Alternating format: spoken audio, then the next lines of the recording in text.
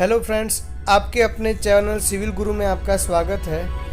आज के वीडियो में हम बीयू प्लान सबमिशन ड्राइंग कैसे बनाते हैं वो देखने वाले हैं। आगे मैंने एक वीडियो बनाया था, उसमें बहुत अच्छा रिस्पांस भी मिला था और बहुत अच्छे कमेंट्स भी मुझे देखने मिले थे, लेकिन वो वीडियो में कुछ गलतियाँ थी, कुछ डिटेलिंग नहीं था। इसके लिए आज मैंने फिर से वीडियो बनाया है। इसमें हम पूरे जो पार्ट यहाँ पे बीयू परमिशन के प्लान में, बीयू परमिशन के लिए जो प्लान बनाते हैं उसमें जो डिटेलिंग हम करते हैं, जो प्लान हम इसमें रखते हैं, वो पूरी डिटेल के साथ हमने इसमें बताने का ट्राई किया है। मैं आशा करता हूँ आपको ये वीडियो बहुत पसंद आएगा और काम में भी आएगा। अगर आपको वीडियो पसंद आता है तो लाइक करें मेरे वीडियो को, सब्सक्राइब चैनल को करें और बेल आइकन ज़रूर प्रेस करें ताकि मेरे हर वीडियो की नोटिफिकेशन आपको मिलते रहे। तो चलिए शुरू करते हैं आज का ट्यूटोरियल। सबसे पहले हमें चाहिए बिल्डिंग का फ्रंट एलिवेशन। जो भी हम बिल्डिंग का बीयू परमिशन लेने जा रहे हैं उसका फ्रंट एलिवेशन हमें चाहिए। तो ये आप एग्जांपल में देख सकते हो कि हमने अपना एलिवेशन बताया है। इसमें ग्राउंड फ्लोर से लेके थर्ड फ्लोर तक यहाँ पे आप एलिवेशन देख सकते हो और ऊपर का भी एलिवेशन आप देख सकते हो। तो पूरा फ्रंट साइड से जो दिखे ऐसा पूरा एलिवेशन हमें उसको में रखना पड़ता है। तो ये था अपना पहला पॉइंट। दूसरा जो पॉइंट है वो है बिल्डिंग सेक्शन, यानी कि जो बिल्डिंग या जो ब्लॉक का आप बीयू परमिशन के लिए अप्लाई करते हो तो वो ब्लॉक या बिल्डिंग का ऐसा सेक्शन काटो कि हर एक फ्लोर इसमें दिखे, उसका सेक्शन दिखे। ये एग्जाम्पल में आपने देखा अभी, जो एग्जाम्पल यहाँ पे आपकी स्क्रीन पे है उसमें हमने 7 फ्लोर से लेके बेसमेंट तक पूरा सेक्शन ऐसे बताया है, जिसमें हर फ्लोर की हाइट भी आपको दिखेगी, स्टेयरकेस कहाँ पे है वो भी दिखेगी, ऊपर की ओवरहेड टैंक है वो भी दिखेगी और ओवरहेड वाटर टैंक है और लिफ्ट का जो कैबिन है, मशीन रूम है वो भी दिखेगा और उसकी हाइट भी इसमें दिखेगी। तो इस तरह से आपको एक सेक्शन प्लान तैयार करके इसमें रखना पड़ता है। तो ये बिल्डिंग सेक्शन हम इस तरह रखेंगे।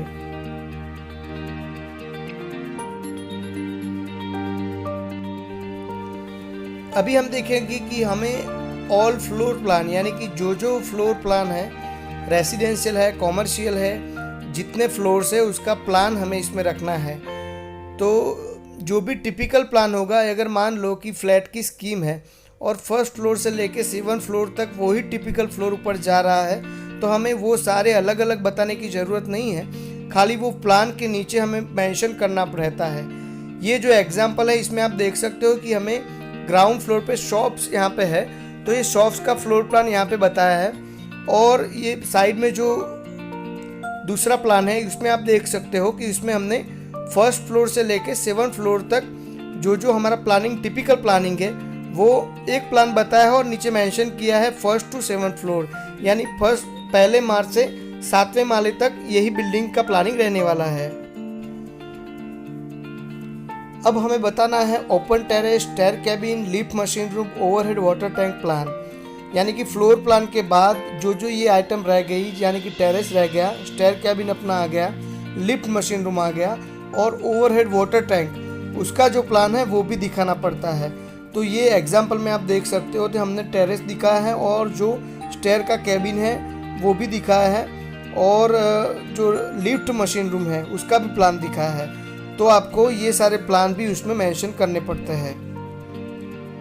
अब हमें जो हम फुटिंग यहाँ पे जो देंगे उसका स्केच कैसा रहेगा वो हमें प्लान में दिखाना पड़ता है।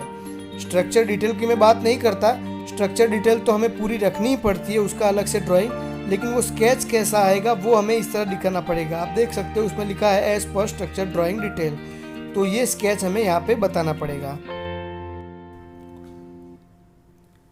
Unit area calculation for shops और ऑफिसेस, जो ये एग्जाम्पल मैं बात कर रहा हूँ ये ग्राउंड फ्लोर में हमारी शॉप्स है, तो ये हमने स्केच भी दिखाया है और उसमें कैलकुलेशन भी दिखाया है। तो आपको इस तरह से अपना कैलकुलेशन दिखाना पड़ेगा। आप देख सकते हो कि जो शॉप नंबर 1 है उसकी विड्थ और लेंथ हमने बताई है। शॉप नंबर 1 जो है उसकी लेंथ और विड्थ बता के उसका क्या एरिया होता है वो हमें शॉप बाय शॉप बताना पड़ता है इस तरह। तो ये स्केच आपको unit area calculation for shops के लिए इस तरह का स्केच प्लान हमें चाहिए। तो जैसे हमने ग्राउंड फ्लोर पे शॉप्स के लिए जो यूनिट कैलकुलेशन बताया था, इसी तरह यूनिट एरिया कैलकुलेशन हमें फर्स्ट फ्लोर से लेकर 7th फ्लोर का बताना है। तो रेसिडेंशियल जो फ्लैट है, जो यूनिट है, उसमें लेंथ और विड्थ मिला के पर्टिकुलर वन मेंबर का 1 यूनिट का जो एरिया होता है, इसी तरह सभी यूनिट का एरिया क्या होता है, इस तरह हमें मेंशन करना पड़ता है और वो स्केच के साथ हमें दिखाना पड़ता है। तो ये फ्लोर डिटेल उसके यूनिट कैलकुलेशन के साथ इस तरह हमें हमारे बीयू प्लान में रखना पड़ता है।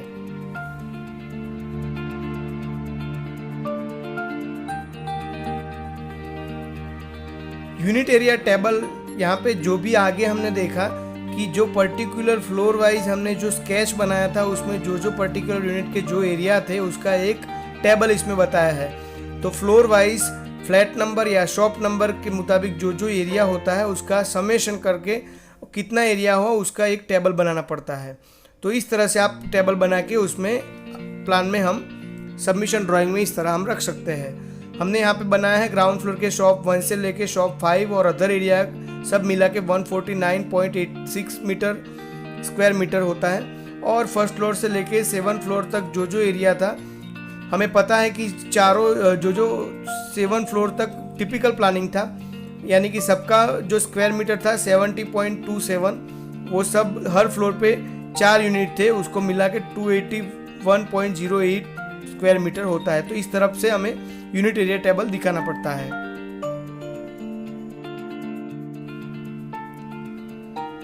अब आई एरिया कैलकुलेशन की बात।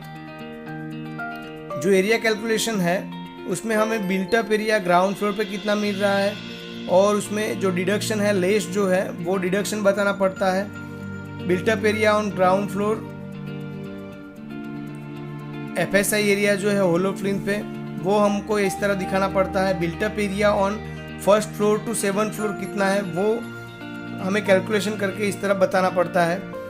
Approved built up area on stair cabin का कितना है, उसका कैलकुलेशन जो साइज़ है, लेंथ और विड्थ जो मिला के जो होता है 38.25, ये जो एग्जांपल में हमने बताया, इस तरह से आपको पूरा कैलकुलेशन इसमें दिखाना पड़ता है। Approval built up area on lift machine room and overhead water tank, जो भी एरिया है स्क्वायर मीटर में जो एरिया है उस तरफ से हमें उसको मेंशन करके दिखाना पड़ता है। तो इस तरह से आप अपने ड्राइंग में भी इस तरह उसका एरिया कैलकुलेशन का जो ग्राफ है या जो टेबल है इस तरह से बना के उसमें रख सकते हो। तो ये आ गया हमारा पॉइंट एरिया कैलकुलेशन का।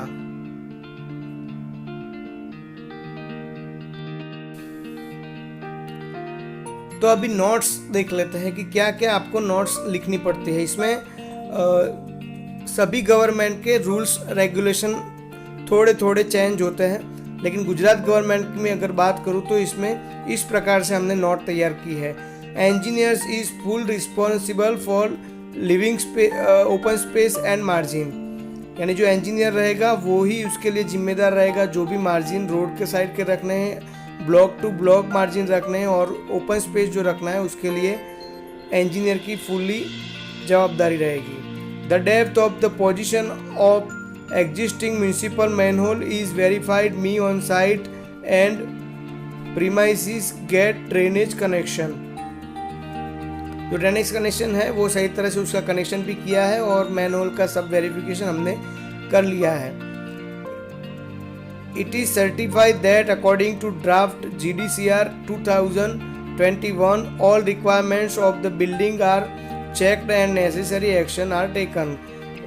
गुजरात गवर्नमेंट का जो GDCR 2021 है उसके मुताबिक सब हमने डायमेंशन और जो रिक्वायरमेंट थी वो चेक कर ली है और जो एक्शन भी लेने थे वो हमने ले लिए हैं। इसमें ये बताया गया है, it is certified that according to the clause number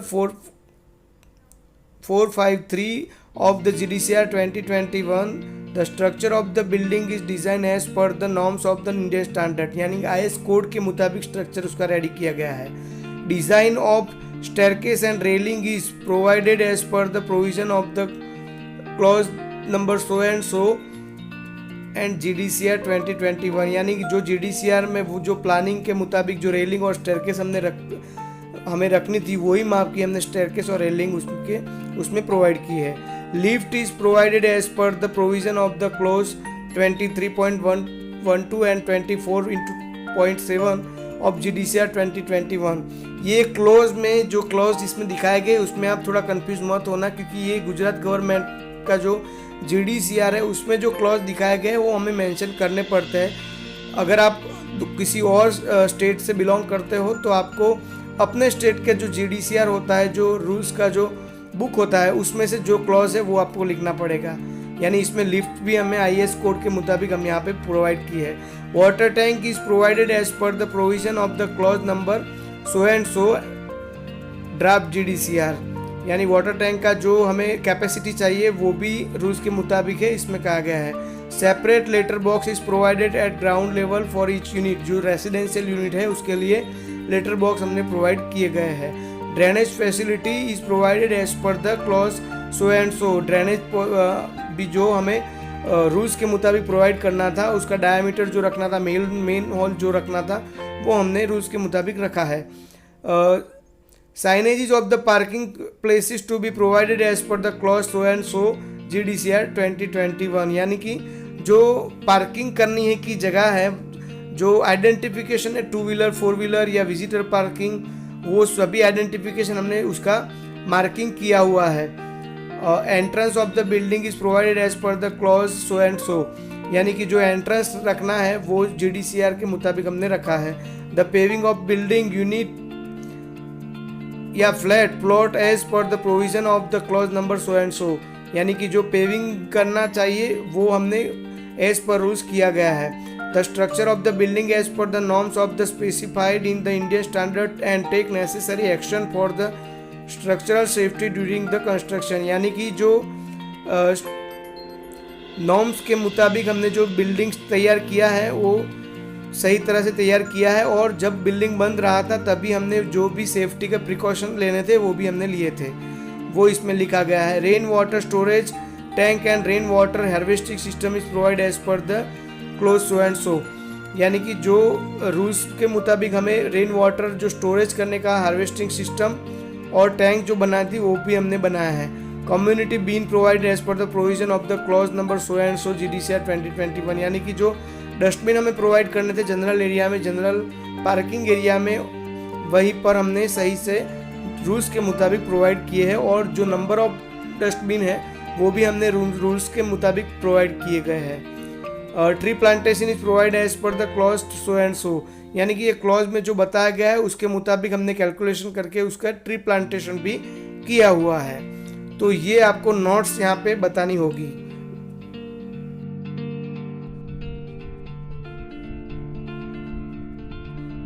अब आगे का पॉइंट देखते हैं। टाइटल ब्लॉक जो बनाते हैं, टाइटल ब्लॉक में क्या क्या उसमें डिटेलिंग करनी है।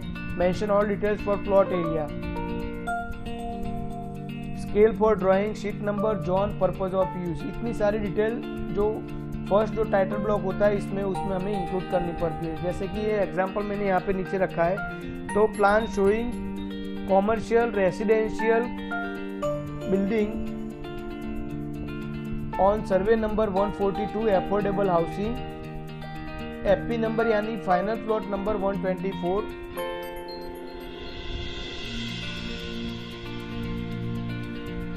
ओल्ड जो है वो नंबर है 124, टाउन प्लानिंग स्कीम नंबर 32, गोता एरिया का नाम है, गोता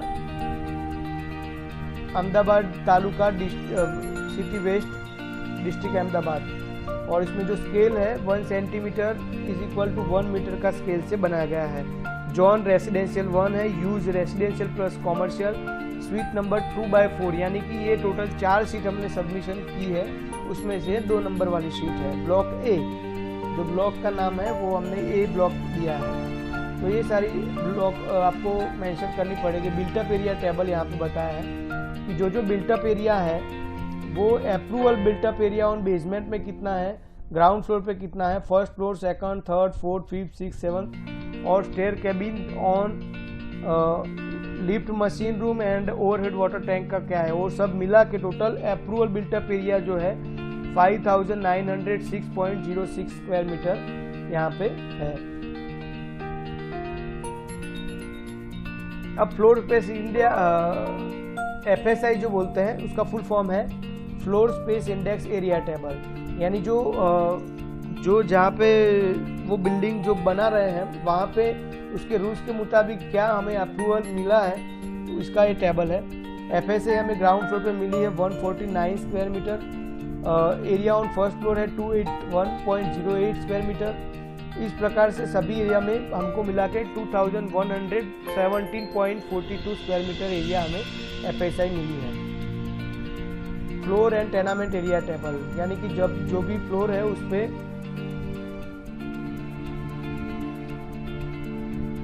एरिया टेबल, उसमें क्या क्या एरिया है वो हमने यहाँ पे बताया है। यानी कि फर्स्ट फ्लोर पे हमारे 4 रेजिडेंशियल यूनिट है, ग्राउंड फ्लोर पे 5 शॉप्स है, तो उसका कॉमर्शियल में 105 स्क्वायर मीटर एरिया होता है। और इस ऊपर के जो रेसिडेंशियल फ्लैट की स्कीम है, तो रेसिडेंशियल जितने यूनिट है उसमें उसका यहाँ पे पूरा उसका एरिया बताया है। और नीचे लास्ट में आप देख सकते हो कि पूरा स्क्वायर मीटर कितना होता है यहाँ पे वो भी बताया है। तो पूरा कैलकुलेशन आपको इसमें रखना पड़ता है। डोर्स एंड विंडोज शेड्यूल, यहाँ पे हमने जो भी डोर्स और विंडो प्रोवाइड की है उसका साइज क्या है वो भी हमें ये प्लान में सबमिशन ड्राइंग में फाइनल व्यू प्लान में बताना पड़ता है। तो आप देख सकते हो D, D1, D2, D3, D4, W1, V, SFD, तो ये जो भी माप है तो ये हमने प्लान में इस तरह से हमने बताया, तो इसका शेड्यूल यहाँ पे रखना पड़ता है। फिर आगे देखते हैं स्टेयर डिटेल्स। स्टेयर डिटेल्स यहाँ पे स्टेयर जो उसकी विड्थ है 1.525 मीटर और उसका ट्रेड जो है 0.25 मीटर और जो राइजर है 0.17 मीटर का यहाँ पे रखा हुआ है। और एक इसमें कलर नोट हमें रखना पड़ता है, क्योंकि जो ड्राइंग है उसमें बहुत सारी लाइन मिक्स होती है, तो इसमें कौन सा वर्क किया है तो उसको एक कलर पैटर्न से अलग करना पड़ता है। तो उसमें यहाँ पे ये ब्लैक एंड वाइट इमेज है तो आपको अलग नहीं दिखेगा, लेकिन आप जब ड्राइंग तैयार करोगे तो उसमें जो उसका लाइन वेट या लाइन कलर जो उसमें यूज किया गया है तो उसको आपको दिखाना पड़ेगा। आगे का point space for owner signature. अब जो भी नीचे का जो स्पेस होता है सभी जब जहाँ पे सबके साइन और स्टैम्प होते हैं अथॉरिटी के और यहाँ पे ऑनर के, वो हमें रखने हैं, वो बताया है। जैसे कि यहाँ पे ऑनर्स लिखा है तो उस ऑनर के यहाँ पे साइन सिग्नेचर स्टैम्प हो गई। फिर आएगा स्पेस फॉर डेवलपर सिग्नेचर, जिसने ये बिल्डिंग बनाई है तो वो डेवलपर के यहाँ पे साइन और स्टैम्प हो गए। फिर यहाँ पे आएगा space for engineer signature and stamp, जो भी इंजीनियर है यहाँ पे जैसे ऑथोराइज इंजीनियर जो होता है सिविल इंजीनियर, उसका स्टैम्प और सिग्नेचर यहाँ पे चाहिए। फिर आगे आएगा space for structure engineer signature and stamp, जो भी स्ट्रक्चर इंजीनियर यहाँ पे हमने हायर किया हुआ होगा तो उसका स्टैम्प, लाइसेंस नंबर और उसकी सिग्नेचर वो सभी चाहिए यहाँ पे। फिर आगे space for clerk of work signature and stamp, जो यहाँ पे जो फाइल वर्क करता है, जो क्लर्क होता है फाइल वर्क जो करेगा, जो सबमिट करेगा, क्लर्क COW यानी कि क्लर्क ऑफ वर्क जिसे बोलते हैं, तो उसका स्टैम्प और साइन चाहिए। फिर आगे आता है ऑथोरिटी सिग्नेचर एंड स्टैम्प्स पे, तो जो भी आप कचेरी होती है, जो अथॉरिटी होती है, जो हमें अप्रूव करके देगा प्लान, उसका यहाँ पे स्टैम्प और सिग्नेचर आएगा।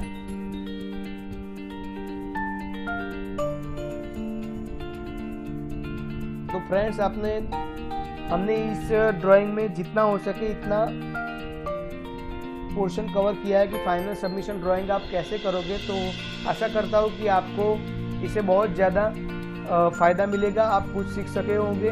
अगर आपको वीडियो पसंद आया है तो लाइक करें, शेयर करें अपने मित्रों के साथ। अगर अभी तक सब्सक्राइब नहीं किए अपने सिविल गुरु चैनल को तो सब्सक्राइब करके बेल आइकन जरूर प्रेस करें, ताकि आगे आने वाले वीडियो की हर पूरी नोटिफिकेशन आपको मिलती रहे।